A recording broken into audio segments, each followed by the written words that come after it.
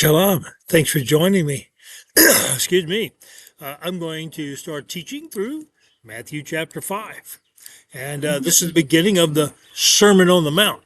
Now, the Sermon on the Mount is the first of 5 bodies of teachings that is given by Jesus that Matthew records. Some Bible scholars feel like it reflects the 5 books of Moses, so that Matthew is comparing Jesus to Moses in this way. That's a strong possibility. This is the first set of teachings that Jesus gives, and it starts off like this. I'm reading from the New International Version, and here it is, verse 1. Now, when Jesus saw the crowds, he went up on a mountainside and sat down. His disciples came to him, and he began to teach them. Now, just some simple things in here. One thing, crowds of people. He went up on a mountain or a mountainside. No one knows where that is. There's different scholars that say different places, but no one has a definitive statement. This is where it is. But it is interesting to note that when Moses received the law of God, he was on Mount Sinai, and here is Jesus on a mountainside teaching to his disciples. So there's a comparison there again. Also, he is sitting down.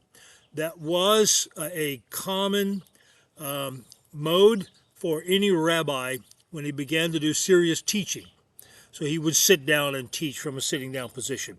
Also, notice that it's his disciples that come to him. In Hebrew, the word for that would be a taladim, and that's a word for like an apprentice. So the people that Jesus is teaching here in the Sermon on the Mount are his followers, his apprentices, his disciples. This isn't like a generic, how to get saved kind of sermon. What the whole gist of this entire message is this is how you live in the kingdom of God. This isn't a how to get saved message. This is not an evangelistic sermon. This is what we would call an exhortative or an ethical sermon. So this is teaching and explaining to Jesus' followers how to be a follower of me. And it begins with this series called the Beatitudes. Listen to these beautiful words here. Blessed are the poor in spirit, for theirs is the kingdom of heaven. Blessed are those who mourn, for they will be comforted. Blessed are the meek, for they will inherit the earth. Blessed are those who hunger and thirst for righteousness, for they will be filled. Blessed are the merciful, for they will be shown mercy. Blessed are the pure in heart, for they will see God. Blessed are the peacemakers, for they will be called children of God.